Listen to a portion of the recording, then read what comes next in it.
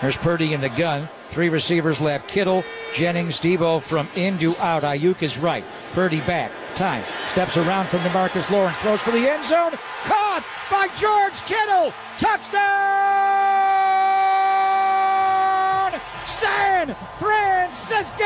Boy, what a start. First drive for this offense. They got CeeDee Lamb, the number 3 receiver inside. Now he goes in motion right, followed by Isaiah Oliver. 49ers are tipping man on 3rd and 2.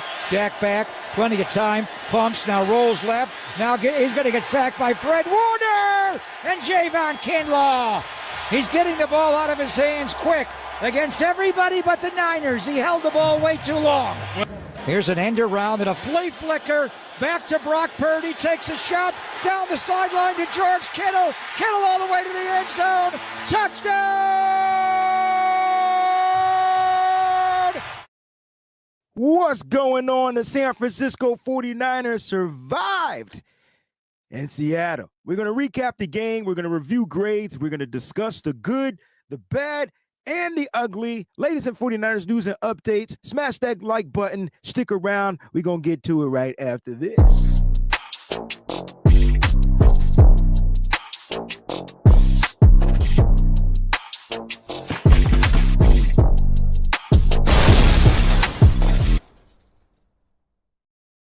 What's going on, 49er faithful? Let me get my camera super centered, baby, because it be all over the place. It's your boy, Wayne Breezie. We are live, kicking it. Let's get this joint popping. Hope you guys can hear me out there because my sound is going through my speakers. I forgot I was listening to the pressers yesterday. San Francisco 49ers get their first win of the season. Round of applause for the Niners, baby. Let's get it popping, baby. What's going on? I got the members out there. Everybody feeling good. It's Victory freaking Monday. Can we get the touchdown sound one time? It's Victory Monday. I'm going to do the morning shout out to all the members out there. But before we get started, let's go ahead and get through the formalities of the show. Make sure you guys hit that like button. All right. Feel free to leave a comment in the live chat. We got the live chat feature going on right now. They used to have this little feature where you could actually have the live, so I could see the live chat right here on my screen. I don't see that feature anymore. I don't know what StreamYard did with it, but maybe it's still there. I don't know. Anyway, make sure you guys go ahead and leave a comment in the comment section. Also, subscribe to the channel. It's your first time watching. Go ahead and click on that subscribe button. It's super important, baby. Subscribe. You don't want to miss a fun-filled season of 49ers coverage for the San Francisco 49ers. It is going to be a season. If any more games are like the game we all watched on yesterday, well, then strap your seatbelts on because we're going to go from 0 to 100 real quick. And you know what I like about Monday? Monday, we really get to talk about the good, the bad, and the ugly because there was some good, there was some bad, and God knows there was some ugly. So that's my Monday segment. I can't wait to get down to it because I got some stuff I need to get off of my chest. Shout out to everybody out there again that's watching. Let's go ahead and give the morning shout outs. Don't bother me in the building. Hashtag BB. That's the Breezy Bunch for those that are new to the stream. Blessings, Wayne, Peachy, Jax, Throwback, and Faithful. Shout out to everybody out there, man. 49 to Jeff in the building. Victory Monday. Sloppy win. I'll take it. And Jake Moody got to go. Man, y'all getting y'all takes off early. 49ers _ throwback. Happy Victory Monday. Hope everyone had a good Sunday. Wayne, Brock Purdy, Nick Bosa, and Tonjes clutched. Please hit that like button. Subscribe. He called them clutch. Oh, snap. I like what I'm hearing. Boats, good morning, all. What a win. Speaking of Boats, you need to let everybody know that we had a phenomenal time on the Discord yesterday. We had a phenomenal time on the Discord. Now, the Discord is free. It's in the link it will be in the link of the description of the show. I also make sure that it gets placed inside the live comment feed section for those that are watching on YouTube. So if you're watching on YouTube, you'll be able to join. Sundays, we're going to be Discording it. We're going to be chatting it up in the Discord, discussing plays, discussing things. I'll be answering questions, things like that on the Discord. Not Twitter, but on the Discord. So join my Discord. It's free. Doesn't cost you a dime. We had a blast. You know what I'm saying? We had a freaking blast. I mean, it started off with play-by-play It started off with play-by-play, and then it ended up being, what the this mother gotta go get that. Like, that's how it started, and that's how it ended. And then as soon as we won the game, I don't think anybody said goodbye. I don't even think I said goodbye. I think I just left. At that point, all my emotions were all over the place. You want to talk about, I felt like Vivian Green, an emotional roller coaster at that moment. I truly did. That was crazy. Peachy in the building. What's up, Breezy? Everyone, is Victory Monday. I really hate heart attack games, but I'll take it. Sheesh. Let me tell you, you know what? Let me tell you how bad this game was.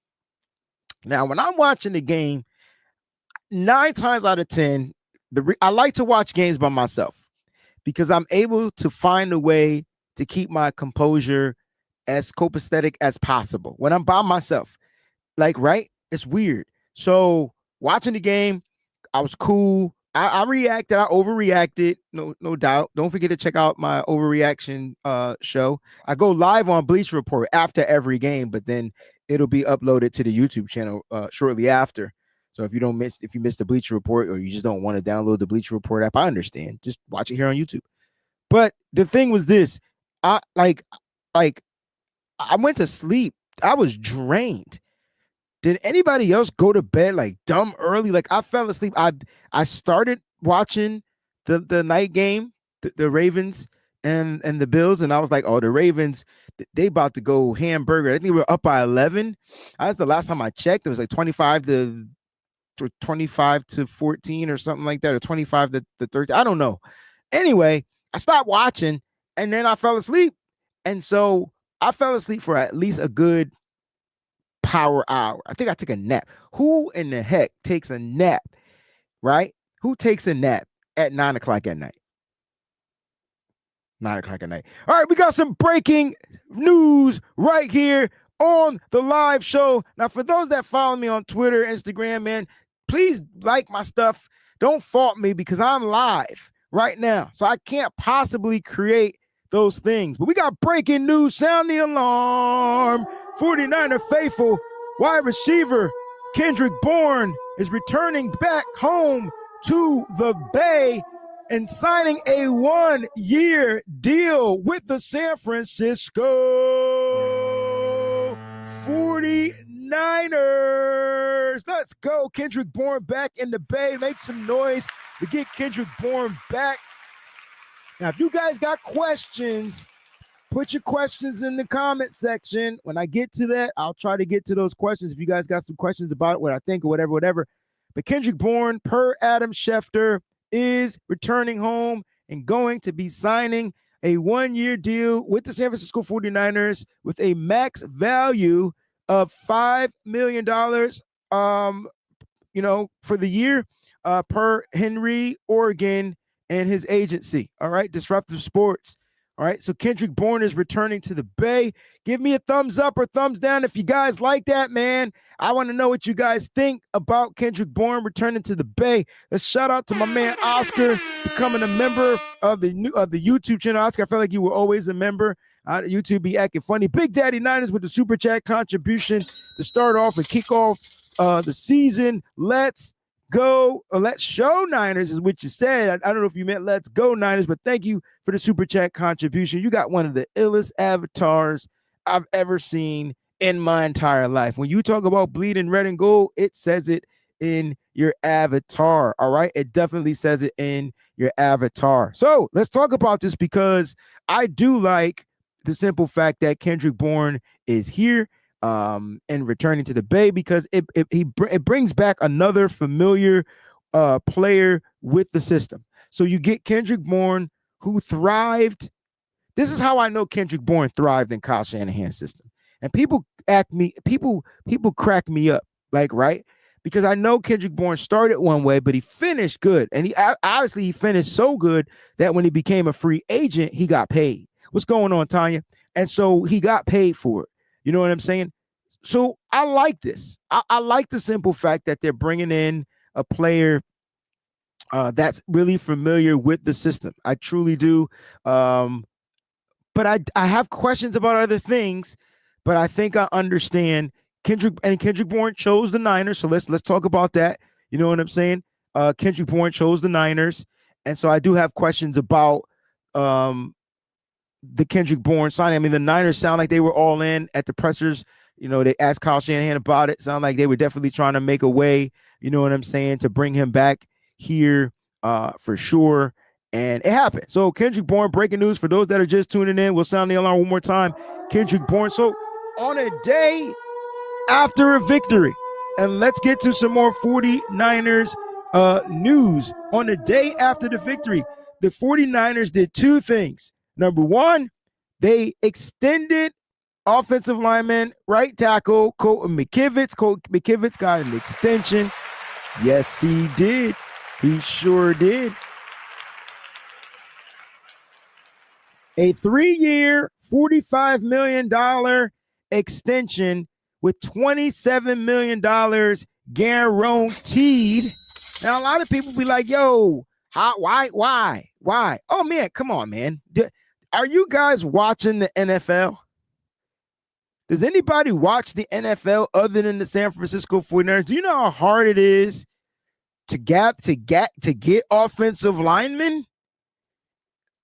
It's a hard job finding guys. Like, you really have to suck for numerous amounts of years and draft them.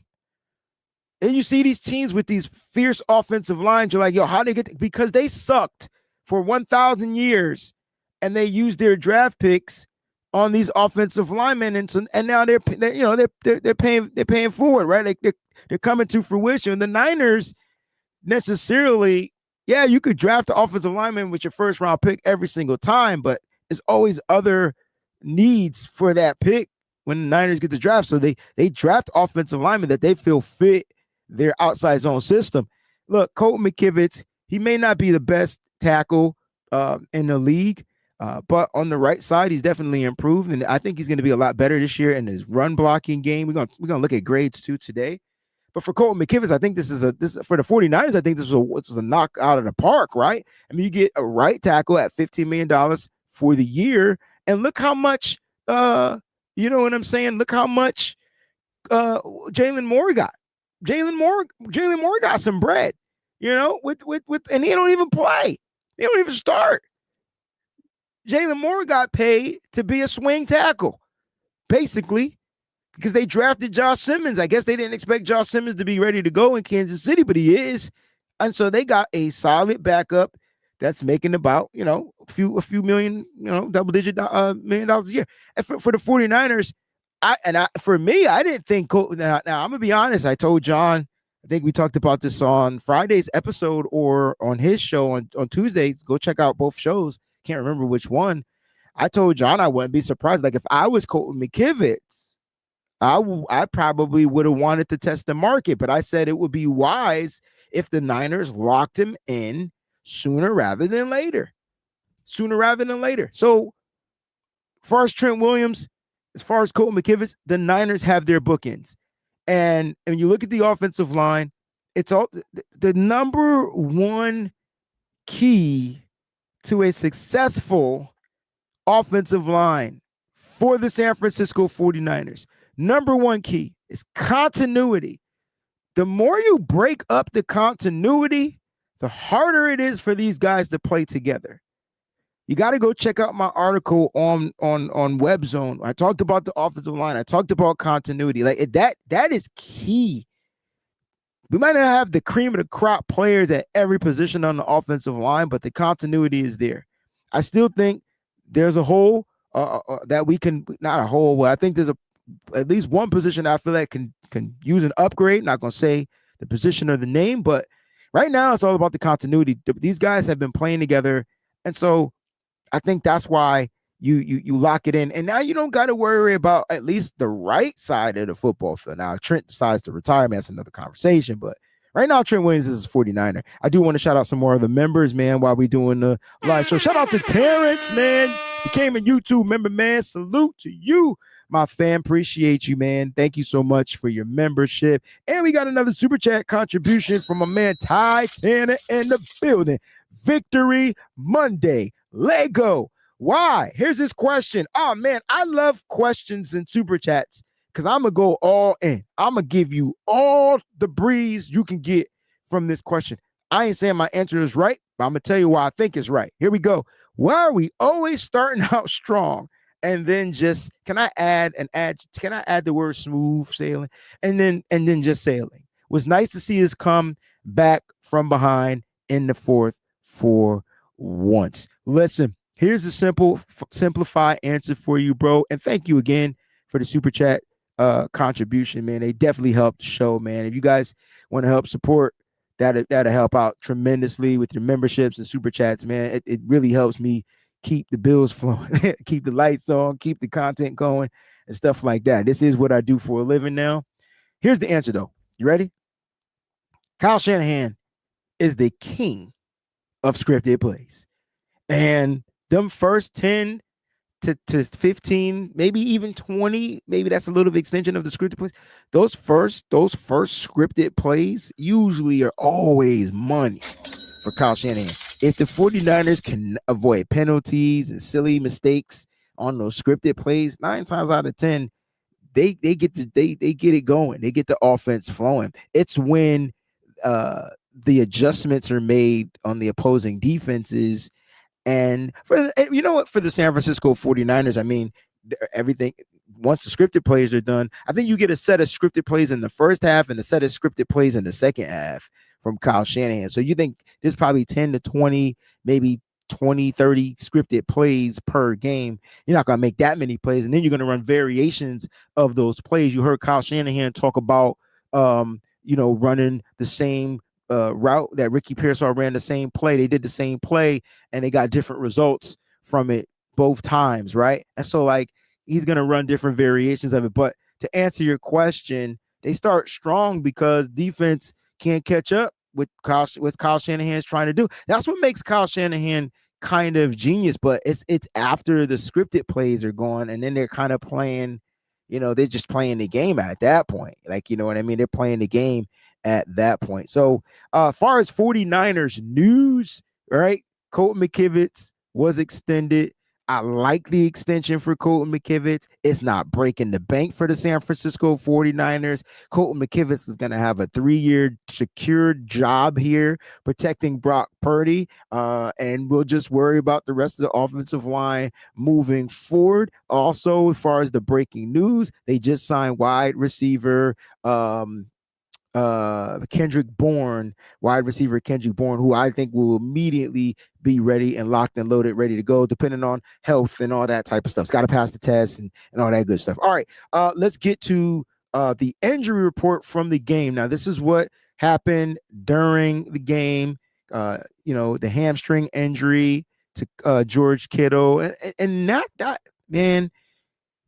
When I tell you the Niners literally sometimes they just can't catch a break. Damn, they like literally just can't catch a break because the Niners on, Ty, to go back to your super chat, Ty, like that drive, even though it started bad, it started off with a penalty. Remember, the Niners had to start the ball from the 5-yard line due to a penalty on special teams by Jair Brown. So they ended up starting it on the 5.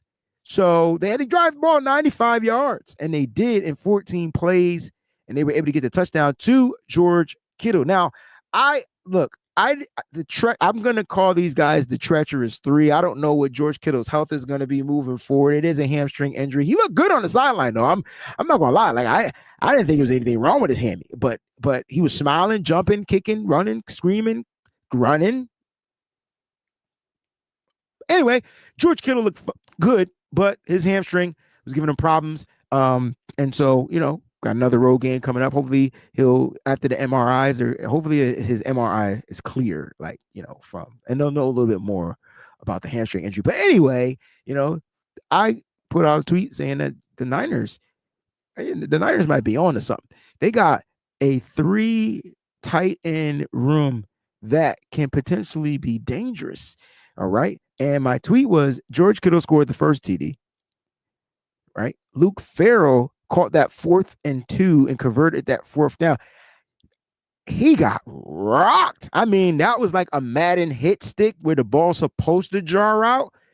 And Can we give Luke Fair a round of applause? Let's give him a round of applause. Because on that hit, he held on to the ball for number one. Number one, he held on to the ball. That number one, he held on to the ball. Number two, he got up and ran the next play and run blocked. Oh, I'm like, oh man, this guy's a dog. I'm like, yo, wait a minute. I saw him get hit, and I was like, dang, do I even have that sound effect? I used to have that sound effect. Do I got that sound effect? Hold on, let me see. He got rocked. Damn.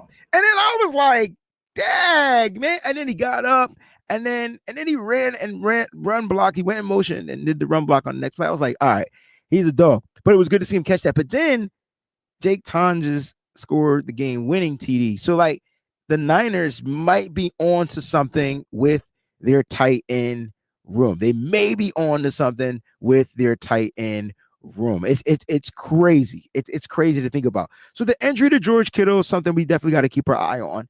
And then later on in the game, there was an injury to wide receiver Jauan Jennings, who he had a couple of targets in this game, but yeah, he didn't do much. All right, so Jauan Jennings, and no one was expecting him to. I mean, me personally, I felt like it was Jauan Jennings. I thought they were going to utilize him a little bit more, especially when they got him going. He did have 5 targets, but for two receptions, for 5 targets in the game, not much for Jauan Jennings. 16 yards, not a lot.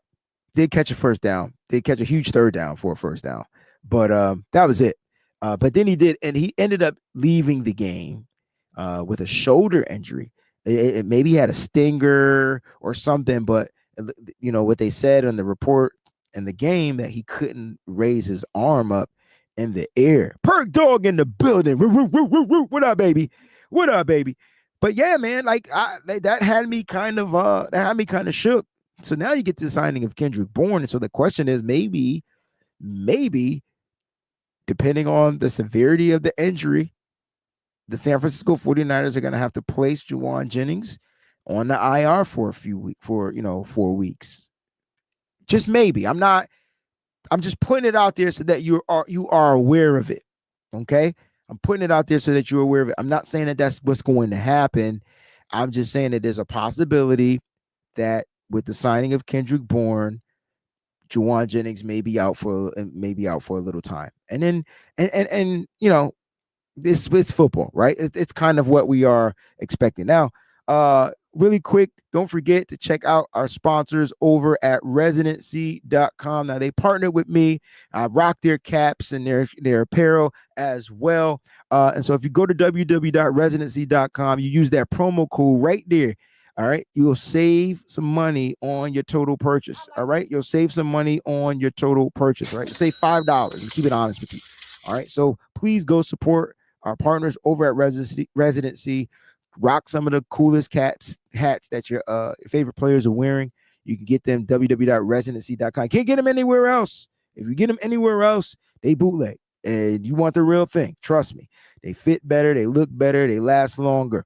So you want the real thing, go to www.residency.com. Use that promo code SFBreezy. All right? Use that promo code SFBreezy. So that's pretty much like, far as injuries, I mean, you have the inactive players that are dealing with injuries and stuff like that. But it's from the game, that's pretty much what we got, man. Like George Kittle. And these are big hits to the 49ers. Like, let's not act like these are some like injuries that, we can overcome just like that. I received a text message yesterday, and I'm not the type of person that likes to use excuses, but Kyle Shanahan's offense isn't based on one person. It's based on the collective. And I hate using this example, but you got to look at the 49ers like a clock. And if one piece is not working properly, the clock won't work properly. And Kyle Shanahan's offense is the clock. And the players make up the clock. And so, like, when you take away one piece, we saw this last year when Deebo Samuel was hurt. We saw this last year when Trent Williams was hurt. Why? Because when Trent was out, they couldn't run the ball to the left side. side they like to run it to. It changed the outside zone, so it changed up how they had to do stuff. The execution was going to be a little different.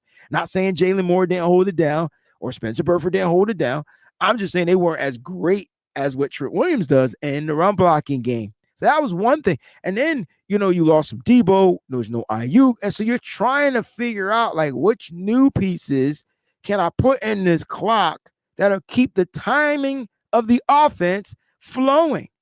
And it makes it a little bit more difficult. And here's what makes it difficult is when your quarterback is being pressured, and he has to release the ball a lot quicker on his timing. So it makes it a little bit difficult. So the injury to George Kittle can be critical, regardless of how severe it is. If it's not severe of an injury, he'll return quicker. But at the end of the day, him leaving this game changed the game of the offense. Like, am I the only person that thought that? Like, I felt like when George Kittle left, the offense started to become stagnant because the defense really started cheating to take away the run. They really started stacking the box. Like, it was really stacking the box. And one player I know that would have beat that box in a quick throw game would have been George Kittle. And unfortunately, after his touchdown, he was done. He was in street clothes with the hamstring injury. So it's interesting. I mean, you can't do the same things around the goal line when Kittle's not out there. You can't run certain plays because they're just not going to be executed. And if you don't believe some of the things that are coming out of my mouth, just go watch the end of the Super Bowl. Go watch the end of the Super Bowl. The last Super Bowl we were in, we lost. Go watch that. And remember, Kittle came out. He got injured. And he came out. And the tight ends, it just didn't work as well. Like, it was weird. And so that's how,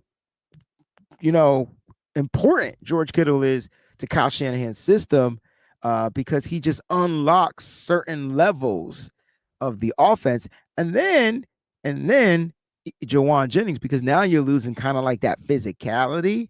When I look at the San Francisco 49ers wide receiving core, I'm like, all right, Jennings brings the physicality. He's the dog. Ricky Pearsall brings the finesse. I'm just going off of the players that are available right now. We already know what Brandon Ayuk do. Ayuk is dog and finesse, right?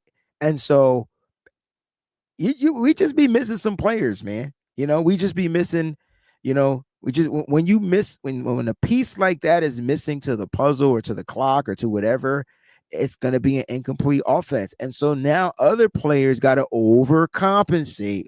We talk about Fred Warner overcompensating all the time defensively. The 49ers offense has to find ways to overcompensate as well when they get these key injuries. So we'll keep these injuries on the burner, and we'll keep you updated right here on the Wayne Breezie channel. You know what I'm saying? Now, some updates. Kendrick Bourne is recovered from his foot sprain. All right. He can play as soon as this week. He just got to pass the physical. All right. And like I said, Jennings with the shoulder injury, Kendrick Bourne, blah, blah, blah, blah, blah. All right. I see a couple of questions. I do want to get to a couple of questions. Ronnie, I see you got a couple of questions out there. I appreciate you. Let's get to a couple of these questions real quick before I get to the next segment of the show. Ronnie says, Breezy, what happened to the O-line on that block kick? Now, look, it looked like Julian Love jumped over Matt Hennessy. That's what it looked like. And you can't do that. That's illegal. That would have been a penalty. But he didn't. They blocked Matt Hennessy and pushed him down on his ass. And so he fell back. And so Julian just saw the gap and took it and was able to block the joint. So that to me is communication on the front. Like, I'm telling you, maybe little stuff. That's just communication on the front. And so that made the block that much easier. You're missing a guy that's supposed to be blocking. Boom. Easy for a block kick. And you knew it was going to happen, right? Because when you play Seattle, I don't know, it doesn't matter who the coach is. It's something about the Seattle Seahawks. They always get a one-up on the 49ers special teams wise. Always, right? Whether it's a return or whatever, they always get like a one-up on the special teams. It's so weird. So weird. It blows my mind. That's how weird it is. And they got that blocked. They got the block kick. It's just crazy. All right. So let's go ahead and recap the game. Now, look, the 49ers won this game. And at the end of the day, it's the only thing that matters. It's the only thing. I promise. The only thing that mattered was them winning the game. And the 49ers, I thought, offensively played well. They ran the ball well. The throws were there. They put up really good numbers against the Seattle Seahawks defense. The 49ers possessed the ball, number one, for 37 minutes and 58 seconds. I think the issue is they only produced 17 points. All right. They ran 72 offensive plays. They put up 384 yards offensively, almost 400 yards offensively against a stingy defense. Now, Seattle Seahawks defense was pretty stingy. All right. 2 touchdowns, the 2 touchdowns to the tight ends, George Kittle, Jake Tonjes. Those were the 49ers touchdowns. We had the 1 field goal that we made, but we did have 2 turnovers. Offensively, the 49ers, I felt like they did just enough to get by and win this game. I mean, they didn't have a commanding lead. They didn't look like they were the more dominant team. It's just when it mattered, they showed up. And so the key, that key word to me is resiliency. I mean, I don't know what else to say. You can say we had some luck on our side. You can say whatever. However you want to look at it, the Niners found a way to get the job done, which is what you got to do on the road. When you play football on the road, you got to claw, scratch, kick, and fight your way to a victory. It's just what it is. It's just what it is. You've got to fight your way to the victory. Corey, what's going on? Breezy, how do you feel about Purdy playing inside the domes, inside the field? I think Purdy's fine. I mean, Purdy, did I forget to mention that Purdy is 4-0 against the Seahawks on the road? He hasn't lost to them yet. I don't think he will. I think it's like when we played Russell Wilson. Russell Wilson owned the 49ers, literally owned the Niners. Didn't matter what team he played on. Matter of fact, we played the Giants this year, and hopefully Jackson Dart is starting. I know Russell Wilson is ass, but he's not ass when it comes to playing the 49ers. He does just enough to beat this team. He owns the team. Just look up the record against the 49ers. People are going to call me cuckoo for saying crap like that, but just look up the record. Look at the record. Look up the record for the 49ers. Literally, he owns the Niners. I think Brock is starting to kind of play that when it comes to Seattle Seahawks. You know what I'm saying? I think he just owns the Seahawks, especially there on the road. His field is Lumen Field. He just owns Lumen Field. And so if I'm the San Francisco 49ers, November 1st or 2nd, we play the Giants, better hope it ain't Russell Wilson, because for some reason, that dude Russell Wilson owned so Diego, you said I was glad when Russell Wilson left Seattle. Me too. Then he went to Denver, and I was at that game, and guess what he did? He owned the Niners. That cat found a way to beat the Niners by 1.5 points. I don't even know how you do that. It was the weirdest game I've ever seen in my life. But you know what he got? He got the dub. He got the dub. Call it what you want. He got the dub. You know, Russ is old news. I see y'all in the chat. He is old news, but when it comes to playing the Niners, he plays a little different. I don't know what it is. I'm going to leave it at that. 49 Jeff says CMC looked like he lost a step. I don't know if I got that. I didn't get that from CMC.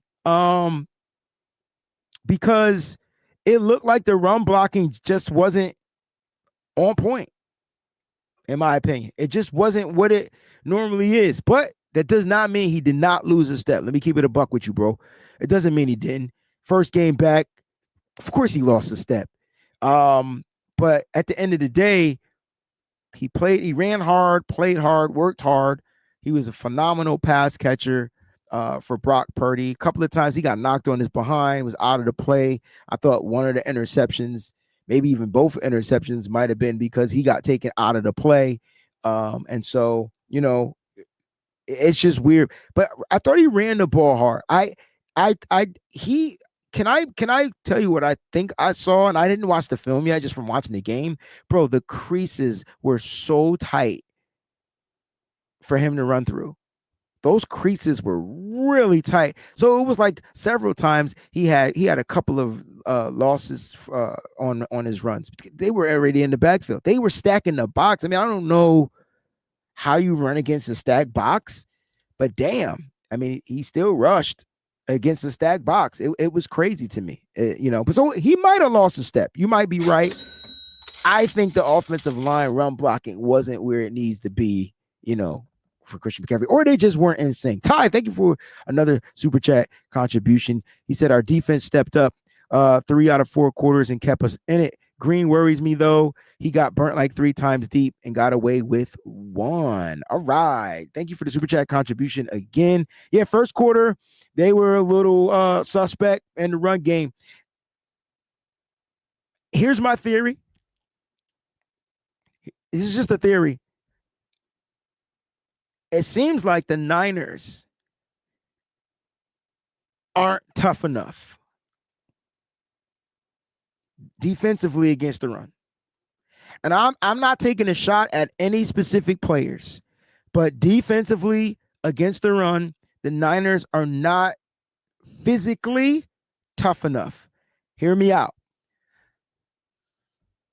I wrote about in my keys to victory that the Niners had to stop the run, which they did. Listen, let me keep it a buck. The Niners didn't even give up 100 yards. But there were certain plays where it looked like that the Niners run D was being bullied, and I get it. The Niners had to face a 2-headed monster in Kenneth Walker III and Zach Charbonnet. And they needed to limit the explosive plays, which they did. The Niners were phenomenal in limiting Kenneth Walker's explosive plays on the ground. Matter of fact, they get a round of applause for that. From the first quarter to the fourth quarter. I think he had his longest, biggest rush was for 9 yards, but that was like in the fourth quarter. But they couldn't stop the bully running back. They couldn't stop the more physical running back. And it just seemed like Zach Charbonnet was taking advantage of them up front. And Zach Charbonnet was kind of like running. Now, again, look, the Niners, they only gave up 86.5 rushing yards. Okay. They didn't give up 100 rushing yards collectively, right? Never mind to a runner. So that the run defense was a lot better than what we expected, but they still got gashed. This is all about bend and don't break. We think bend don't break is just a pass defensive thing. No. Nah, it's run defense too, man. Robert Saleh is that type of guy where, all right, you might give up some yards here, but don't let him in the end zone. You might give up some yards here, but don't give up that explosive run. You might give up. So it was bend, don't break, even on their run defense. And so that's kind of like what I got it. You also talked about Green. So let's talk about Green a little bit. Green is going to be a work in progress, okay? He's going to be a work in progress. Look at the type of receivers he had to defend. All short, quick, slant, slot types of dudes, whether it was Kupp, whether it was JSN. These are slot guys, and they're just quick. They're just quick. They're quick. And yeah, he was, first of all, he did get burnt a few times. He got burnt a couple of times and had a penalty. He did make one phenomenal play, though, which he got beat. Jackson Smith and Jigba Little Self caught that pass. I don't even know how we caught that pass, but I don't want to say this, but he played the ball down to the ground and forced it to be an incomplete pass. So you got to give Renardo Green some props on that. I don't know, man. Green is starting to give me Ambry Thomas vibes. That was against this team. You gotta take Green. Green is gritty, physical. He likes to jam at the line of scrimmage. You got to take that with a grain of salt. I think against different receivers, he's gonna play a lot differently. He had to deal with route runners, and it was tough. It was tough on him. It was tough. It was tough on all of them. Upton Stout wasn't good. What are we talking about? And I love Upton Stout. Upton Stout was getting burnt and tossed to the shy. Like these guys were like, I'm like, yo, but again. And I said it was going to be a problem. You're dealing with quick guys that should just only be playing in the slot. Just imagine, they get a bunch of slot receivers out there on the football field that can get open. That's gonna be tough to defend. So I like what I saw. What's going on, Lake? I like what I saw. I think it's gonna be a work in progress. Uncle Salty, and listen, if you're members of this channel, please don't be mad if you see me highlight people that aren't members of the channel. The people that I am highlighting, I know personally, their family. And so, yeah. So, Uncle Salty, how about Marcus Siegel? Kid is getting enough credit for a good game. First of all, Marcus Siegel was probably the best defender in secondary yesterday, so he's gonna get a round of applause from me. He did have that PBU, bro. It ain't how you start, it's how you finish. He finished good. Thank you, Boats, for that. But back to Uncle Salty's comment. Listen, first of all, Siegel got to start, and that was phenomenal. That means whatever work and put. You're talking about a kid. First of all, he was 6th-round draft pick. He was selected by Robert Saleh and his crew. And here's what I liked. He started the OTAs injured because he was recovering from the sports hernia. And then he hit training camp full throttle.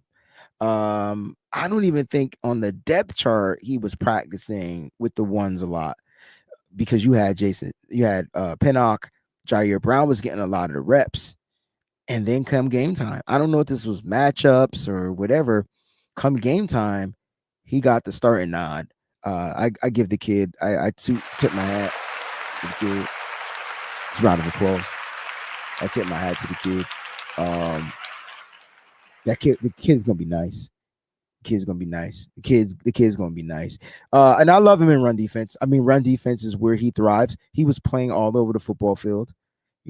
Run defense is to me where I was just like, yo, this kid's gonna be a problem. This kid's gonna be a problem. And just recapping the game, as far as his stats, he had, let's see, Marcus Siegel, 6 tackles, 5 solo tackles in this game. So he was all over the ball. He played all 52 snaps. Marcus Siegel, D. Winters, and Jason Pinnock played all 52 snaps on the defensive side of the football. That's just phenomenal. And so the Niners, D. Winters, I thought looked good. There's a few players I felt like just look really good. And I'm looking at my notes and I'm like, just a few players I thought looked really good. And we'll talk about that when we get to the good, the bad, and the ugly. But yeah, look, overall, the Niners controlled the clock. The Niners even the turnover battle, right? So they didn't lose that. I always say you win the turnover battle, you win the game. And the Niners scrapped and clawed and found their way to a victory on the road by any means necessary. And so you got to ring the foghorn for that one. And like I said, on the road, look, we headed to New Orleans. Guys, it's not going to get any sweeter. Players are going to be dinged up. They're going to be scrapping and fighting and trying to play hard. It's not going to get any sweeter. The Niners just got to try to figure out a way to claw themselves to another victory. All right, let's go ahead and review some of the grades. I got the top 5 grades against the Seattle Seahawks. Just make sure I fix that little typo. Seattle Seahawks, you got George Kittle, 86.2. Jake Tonjes, didn't get his name right either. Did I spell his name wrong? I sure did. I meant to add an S. Jake Tonjes. So that means on my Twitter, that's what happens when you type fast and try to put stuff out. It's going to be wrong. Does it let me edit? Oh, I can still edit it. Holler. All right, so Jake Tonjes, 84.5. Ricky Pearsall, a 77.2. Ben Barch with a 73.7. And good old ding, ding, ding, Jake Brendo. I don't know how, but Jake Brendo was a top 5 offensive grade player. He played 76 snaps out there. Jake Brendo, he finished with a 70.6 grade. 2 pass blocking. He wasn't bad in pass protection. He wasn't bad at all. Run blocking, he's still suspect in my opinion. Like it's just not what his thing is. But he finished. He played well enough to be graded well. But there was still some plays where I just felt like he just was missing on plays. I don't know. I'm not trying to be that guy that is down on Jake Brendo. I really be rooting for the 49er players. You know, bottom 5 offensive graded players. Let me make sure I can count. 1, 2, 3, 4, 5. So Brian Robinson, Luke Farrell, MVS, Dominic Pooney, and Russell Gage. Bottom 5. All of those dudes were in the 50s. Trent Williams was in the 50s too, as far as a grade. That penalty really hurt him. Out there. Now, since we're still on the offensive side, I do want to talk about the blocking from the offense. Now, according to PFF, the 49ers gave up 13 pressures. They gave up 13 pressures. This is blocking, so this is not just offensive lines, the running backs, things like that. They gave up 13 pressures. And let's see who led in pressures. Trent Williams. Trent Williams gave up 6 pressures. Did not look good. He did get injured in this game. He did return to the game. Is anyone concerned about Trent Williams? I'm curious to know. He looked fine, and then the injury happened, and then he didn't look good. So 6 pressures in the game, and then he had the penalty. He gave up 5 hurries. Listen, they were sending guys at Trent like it was nothing. So it was like he had to deal with the edge rusher, and then there was another guy coming in. It was just like, wow, like they were really attacking Trent Williams. They really put him to work. You know what I'm saying? I don't know if he's losing a step, but they were definitely going at him with speed. Here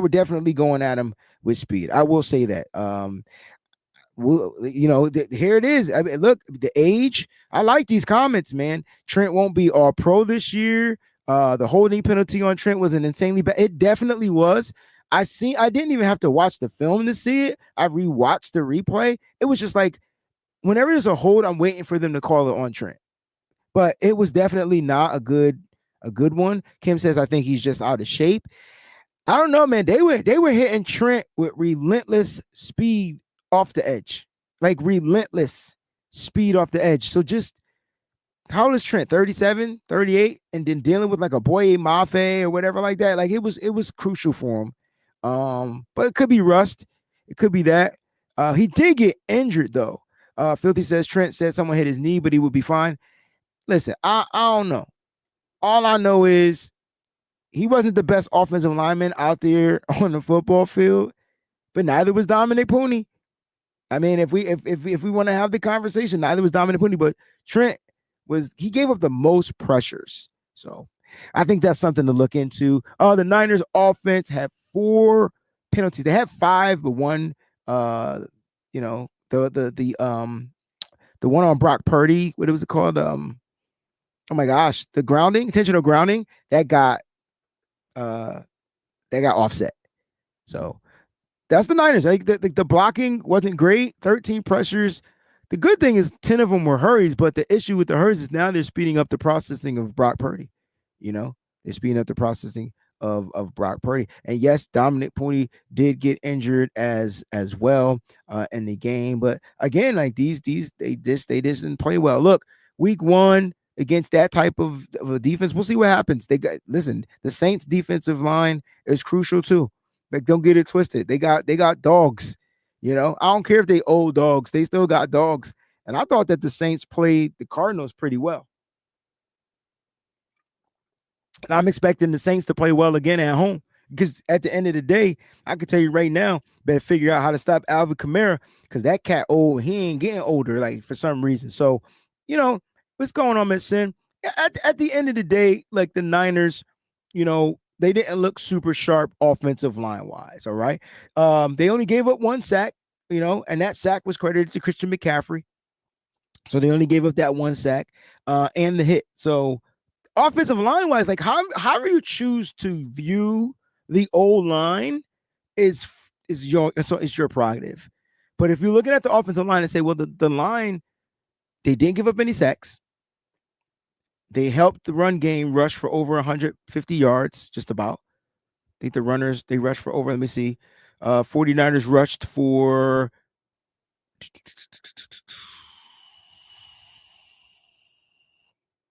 119 yards. So 119 yards. So the Niners rushed for 119 yards. So the offensive line did their thing. It's just that it was constant pressure.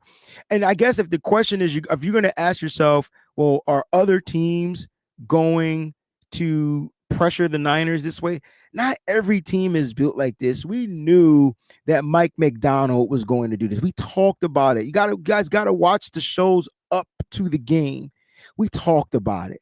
We said that this is what was going to happen. Mike McDonald, pressure.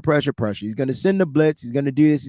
We knew that this was going to happen. So at the end of the day, I'm not saying that the Saints won't try to copycat, or it's not a copycat league, but it is what it is. Look at the defensive side, your top 5 defensive grades. All right, Sam Okuano, I need him on the football field more.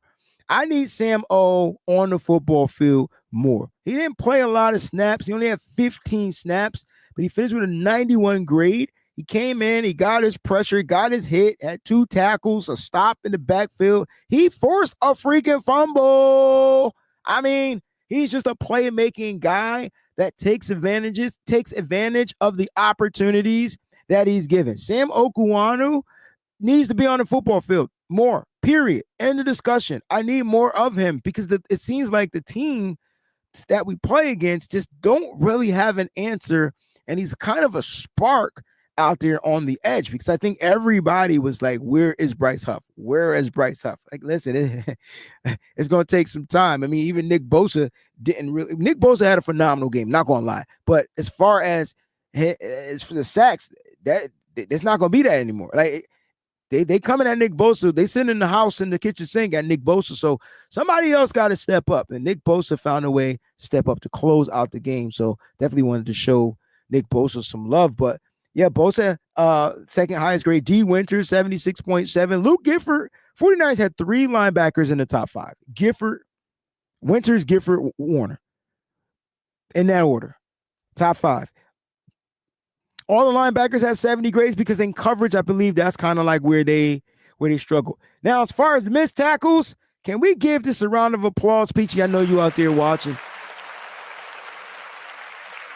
Inside the check, can you guess how many missed tackles the San Francisco 49ers had? I already gave them a round of applause, so let's see how many numbers y'all could guess.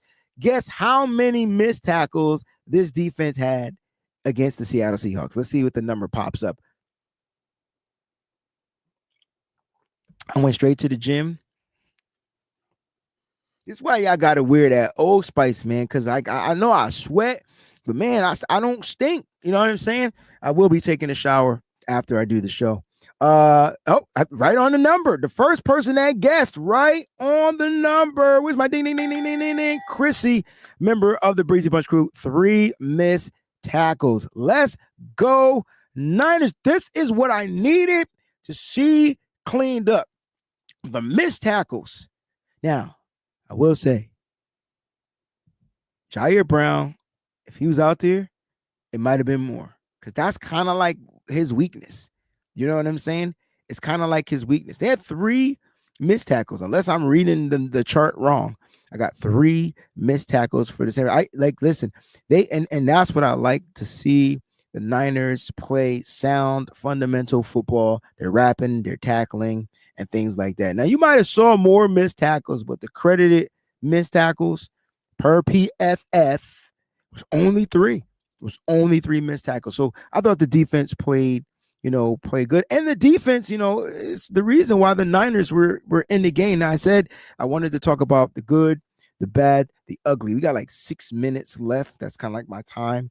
All right, so the good, the bad, the ugly. And I'm going to give it to you like this. Good, the Niners started off again with the bang, 14-play drive, 95 yards. They went 3 for 3 on third down. They scored in the red zone. And the Niners, looked sharp on the scripted play. So some people that contribute to that, to the good to me for the Niners, Ricky Pearsall. I want to give Ricky Pearsall the bell. I think Ricky, first game over 100 yards. Got to show that man some love out there. That kid looked smooth. Let me tell you what I like about Rick. I love the slick Rick term. The kid runs good routes. The kid's got the double moves down pat. I don't know if he got the whip routes. We haven't seen a whip route from him yet. Once he gets that route, it's a wrap. But the kid ran some really good double moves, the out and ups, the stutter and goes, those type of routes, like those double moves. He ran them really well, and he sold them really well. Ricky Pearsall was a 100-yard wide receiver in this game, led all of the pass catchers in yardage, 7 targets, 4 receptions, 108 yards, average 15.4 per throw. He was on point. He had the long of the 45. You know what I'm saying?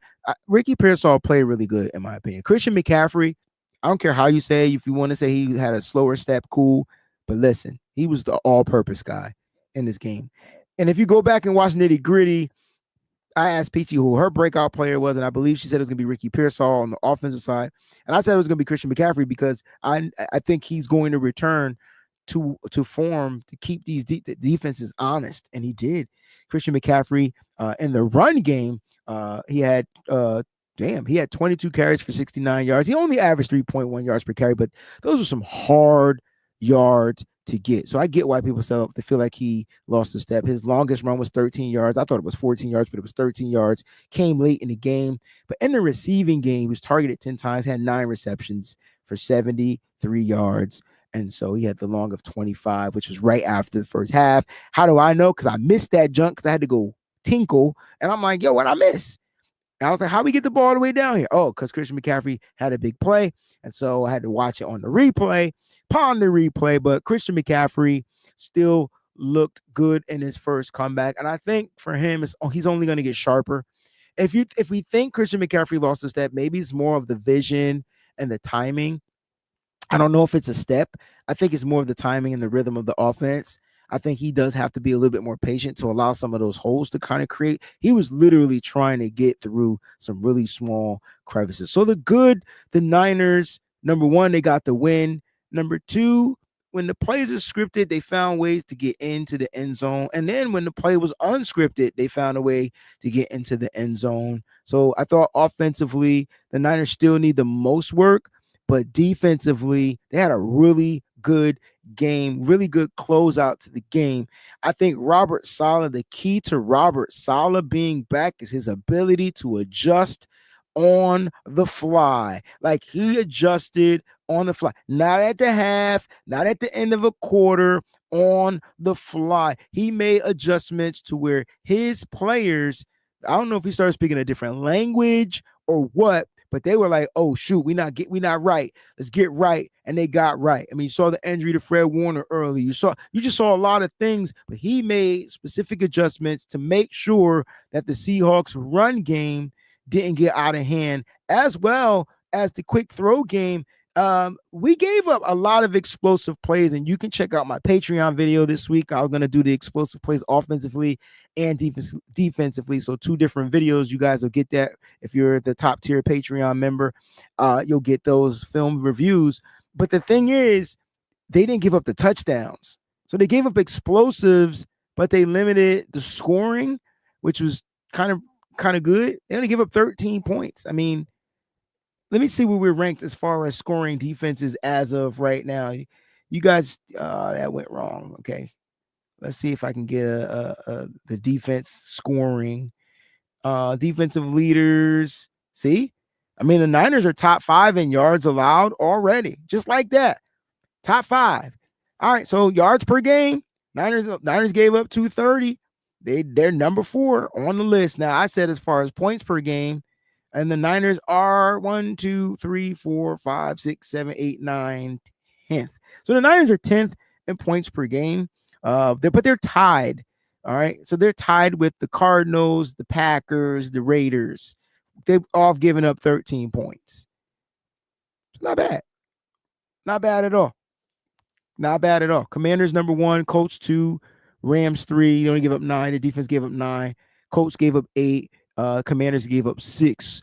The Broncos, the Jacksonville Jaguars gave up 10. The Broncos gave up 12. And then the Cardinals, the Packers, the Raiders, and the Niners, they all gave up 13 points in their first outing. So I think it's only going to get better for the San Francisco 49ers defense. All right, I see somebody out there says Juice got rocked on that one catch. He sure did, but he caught a big catch, man. he caught a nice pass, man. He caught a nice freaking pass. I'm sorry. I said give me more juice, and they gave me more juice. Like it's like give me what I need and we'll be just fine. Like, you know what I'm saying? Give me what we need and we'll be just fine. As far as the bad,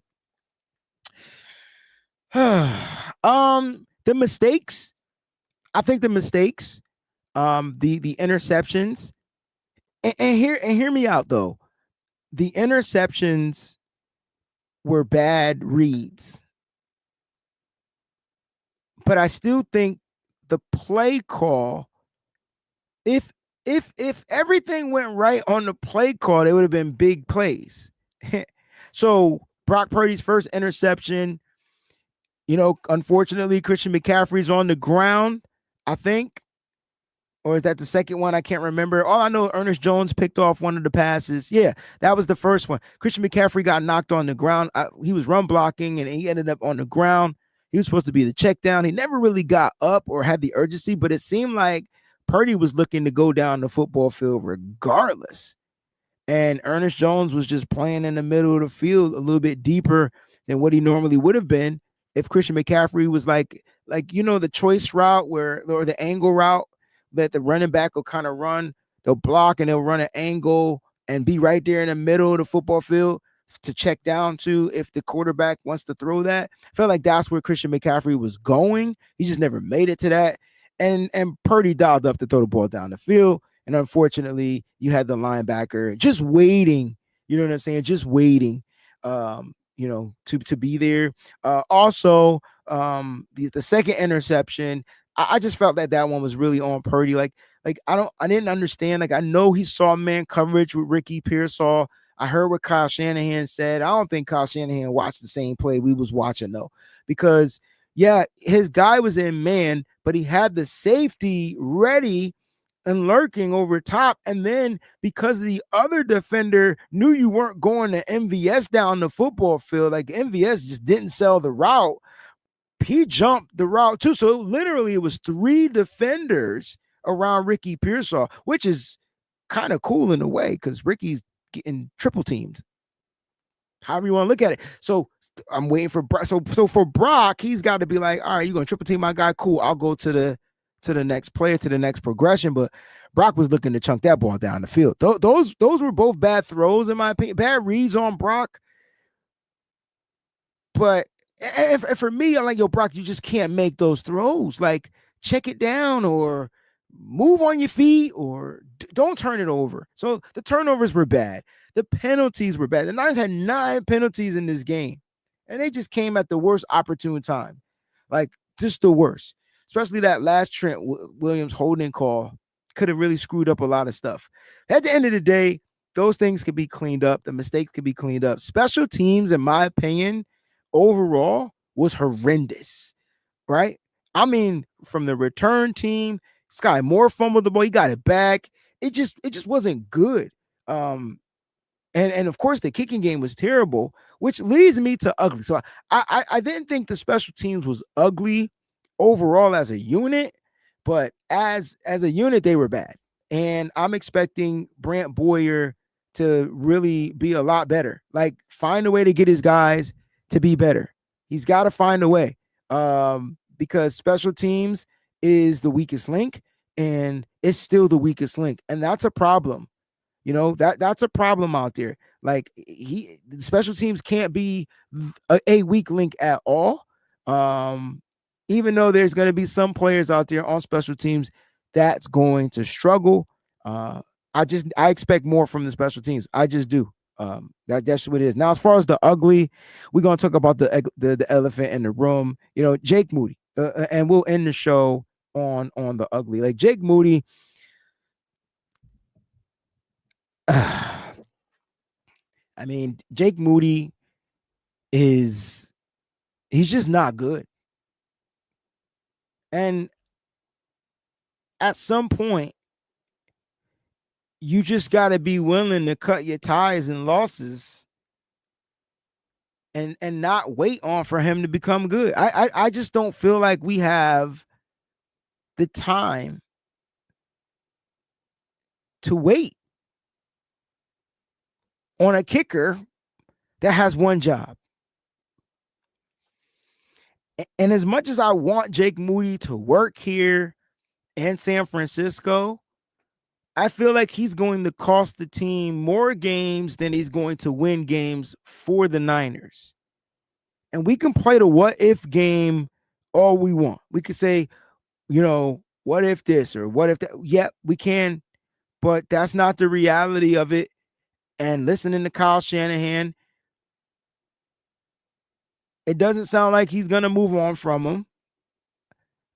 I don't know what type of confidence they see. Clearly the team, the coaching has the utmost confidence in Jake Moody. I don't know why. I can't explain why. I want him to work. But how many opportunities is this young kid going to get to doink a 27-yarder? Why is the 27-yarder even doinking?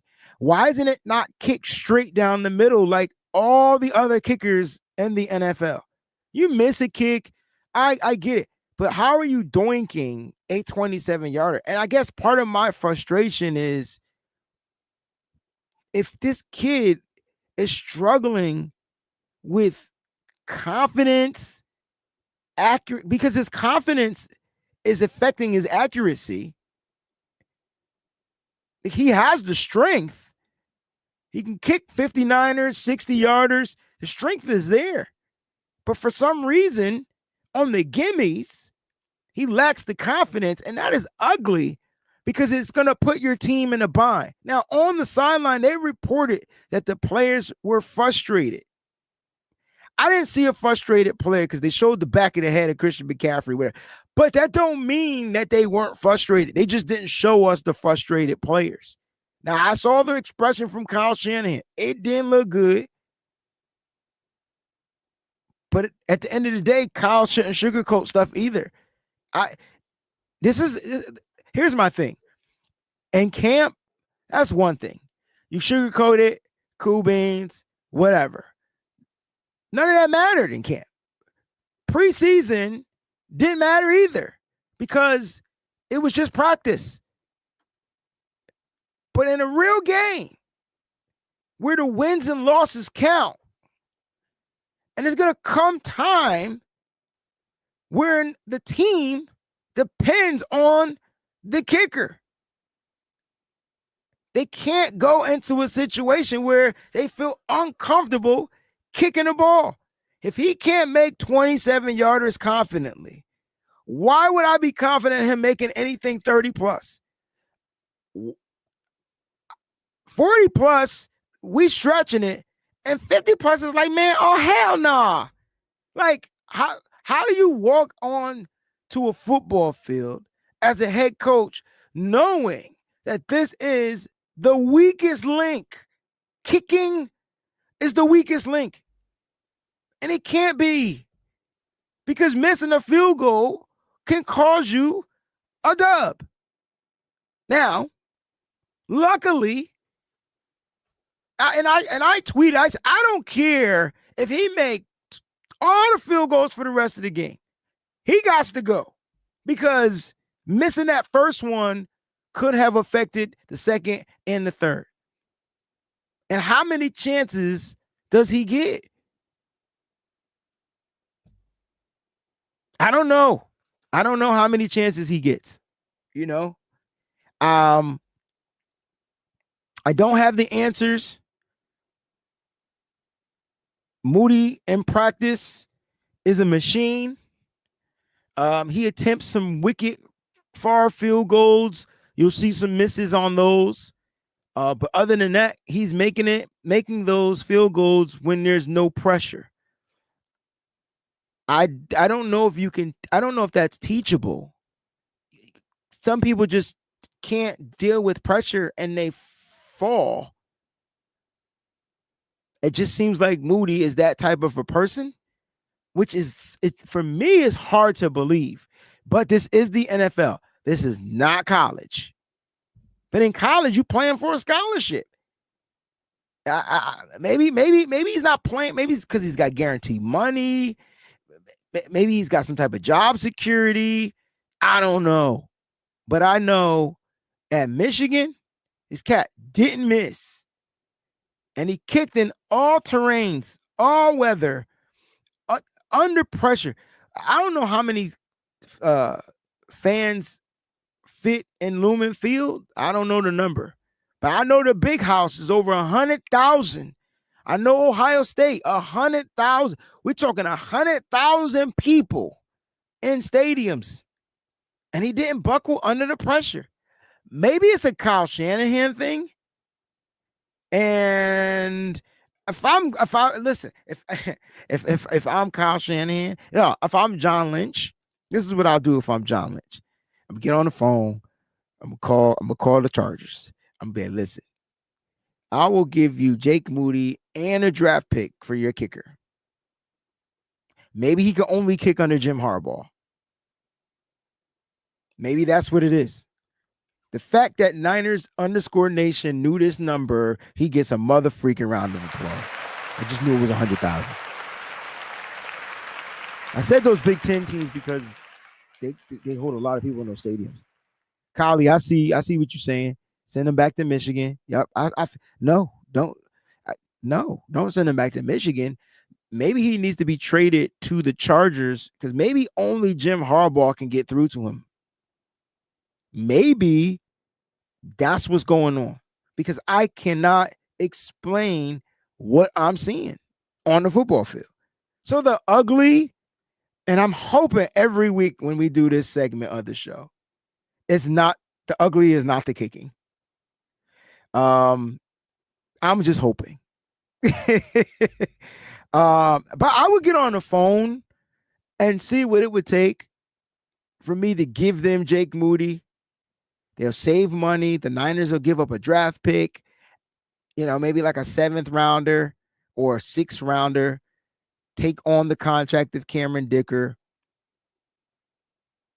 If Jim Harbaugh is willing to listen to something like that, that might be the way because I just don't get it. 49 Jeff Breezy, those were some kind words. F all that. Get him out. Listen. I said, look, I'm trying to find a way to trade him. Okay, here's my thing, right? Let me be clear. Jake Moody has to go. I just want to be 100% transparently clear. That's my thought. That's my take. I know that the 49ers don't do what I want them to do ever. So I don't know if I got to play some type of reverse psychology film or what. But listening to Kyle Shanahan, it just does not sound like Jake Moody going anywhere. It just doesn't. I don't care how frustrated. I don't care how many clipboards he breaks, Nike headsets, Microsoft Surface tablets. It doesn't matter. It just seems like they just not going to let him go. And maybe it's financial reasons. I don't know. But I'm with you. And I'm with all of the faithful. And trust me, what I was saying is I want to see him work. Wherever he is, I want him to be successful, but he cannot be the reason why my team loses a game. He cannot be the reason why my team loses a game. F all that. And I've gotten no one has given this kid more chances and had his back more than I. No one. But I'm done. Because I don't understand if the first one you doink it, man, maybe if you kicked 5 or 6 and your leg got tired, it'll be an explanation. But the first one, and why all his balls keep going to the left, man? He got a handicap or something? It's weird. First one on him, second one on the line of special teams. This is partly why special teams was bad. But Jake Moody is the weakest link on special teams. Weakest link on special teams. And if anybody's giving us heart attacks, It's the simple fact that we know we got to go for it on fourth downs, which the San Francisco 49ers, another part of their good was they were 100% on fourth downs too, by the way. Matthew was going, he says, maybe Kyle has Moody changing who he is as a player, and it ain't working. And we all know one wants to lose their job, so Moody does as he's told. I thought about that, but at the end of the day, you say he has to go. Like, he has to go. Like, this is it. This is it. This is it. Because especially on the road. I mean, and you know what? Next week, if Jake Moody missed next week, and if Jake, let me just be clear. I'm gonna leave after this. Shout out to everybody that's watching. I hope you guys are still here. Smash that like button. I'm gonna be honest with you. I may be live on the Patreon next week watching the game. So make sure you join my Patreon. $5 tier. You can watch it with me. Let me just say this, though. And y'all can correct me if I'm wrong, because I don't know everything. The Saints play in the Dome, right? Mercedes-Benz Dome, right? And don't they play in a dome? That means weather is not a factor, right? I'm asking because I'm going to be 100% clear in what I'm trying to say, and I just don't know off the top of my head. Okay. Yes. Yeah, I see the yes in the chat. Okay. If he misses in a dome with no weather being a factor, there's no way like he should remain on the San Francisco 49ers after the New Orleans game. There's no way. There's no way. There's no way that if I'm Kyle Shanahan or John Lynch. Now, if he makes his domes, kicks, whatever, cool. And you know what? I think Atlanta plays in the dome, and I felt like Younghoe Koo missed. I don't care about him. I'm talking about Jake Moody. Jake Moody has got to figure out. We did a whole episode segment on him. I feel like every week we're going to do something on Jake Moody, yo. But he has got, I think he's scared of Kyle Shanahan. I think there's something, I think Kyle Shanahan said something to him and he's overplaying and it's mentally screwing him up. Somebody has got to unscrew him up. Whatever it is, somebody's got to find a way to unscrew him and let him get back to, because here's the reality. He's still kicking for us. So I'm trying to figure out how to help the brother, even though his ass gots to go.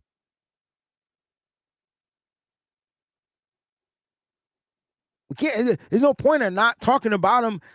We got to figure out, F the good vibes. F a good vibe at this point. Put out what he need to do. Like now it's time for suggestions, right?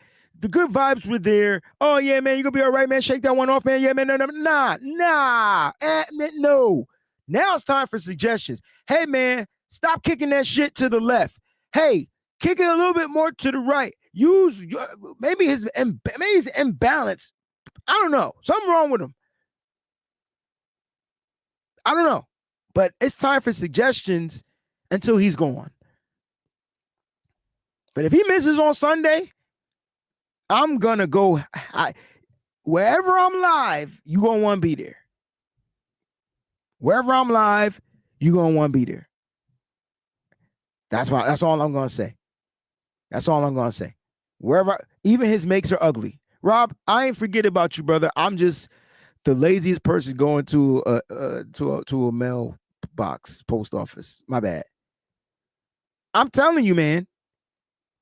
And you better get Greg Joseph, because I don't think he signed anywhere.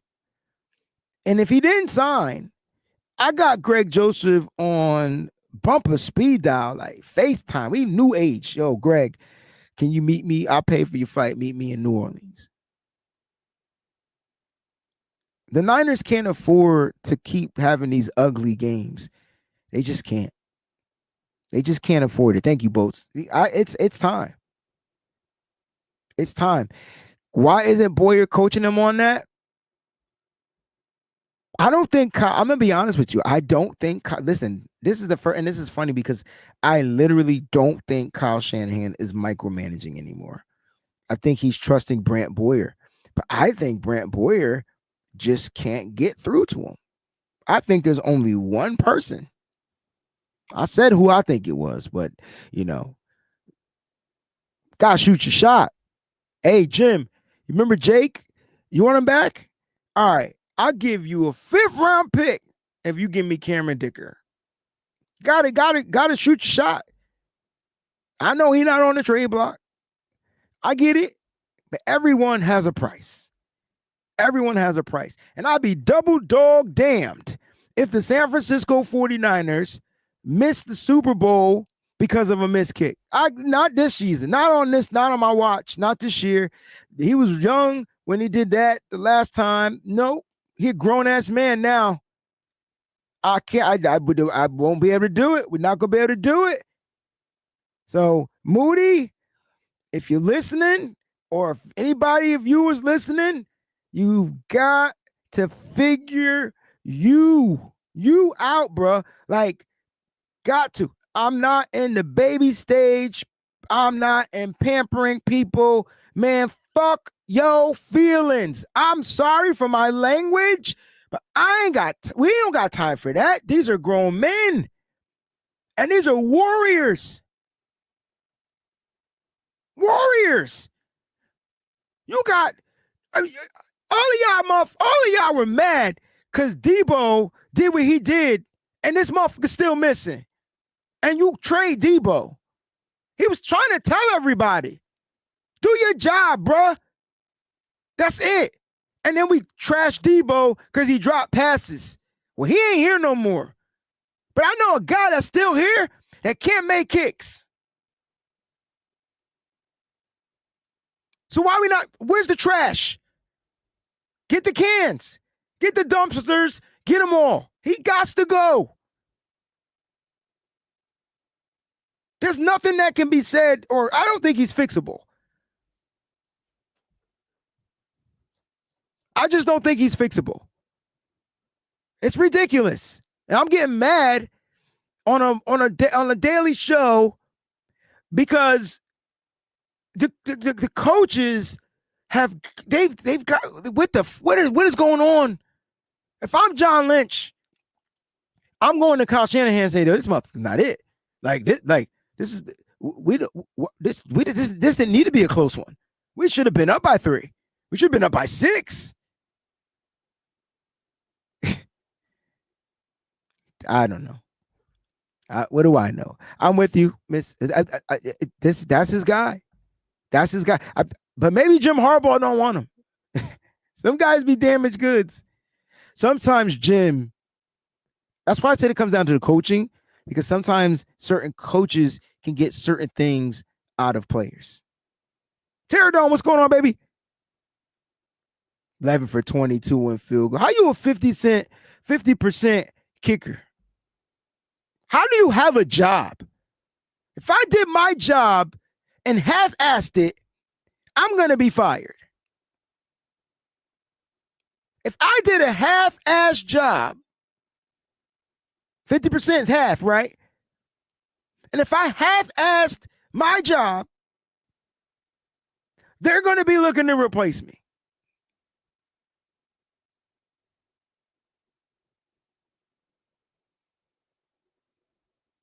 So I'm trying to figure out why he's untouchable. I don't know. It's not making any sense.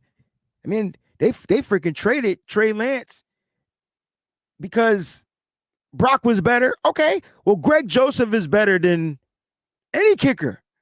Is probably better than Jake Moody at this point. Anybody that can kick the ball is better than Jake Moody. I take bum ass, whatever he's dealing with legally, Justin Tucker at this point. This can't continue. I'm telling you, he got week two. Week 2. If you thought this was going in on the ugly, this is the longest I've did an ugly segment. And I've been trying not to go this route because I kept thinking that there was a bright side. It is full dark. There's nothing bright about the kicking situation in San Francisco. Nothing bright. Guys, I'm sorry. I got to get on Bleacher Report and do some work for Bleacher Report, man. But I appreciate the love, the faithful here on the YouTube. Thank you for continuing to help me keep this channel flowing and growing. I truly appreciate it. Listen, share this with a friend.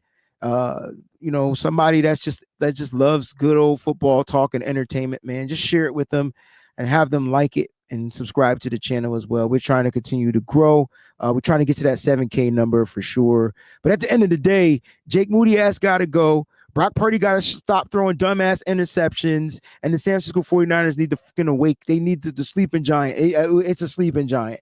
We already know that the offense is a juggernaut. How many times does your defense got to go out there and save your ass? That's as real as you're going to get from me. That's what I'm really asking myself, because I don't know. I like that. That's why you brought in Robert Saleh, so that he can save you. No, tell your players, execute and score. Uncreative once again in the mother freaking red zone. Just boring. 2 for 5. You got to the red zone 5 times on the road. And you scored twice.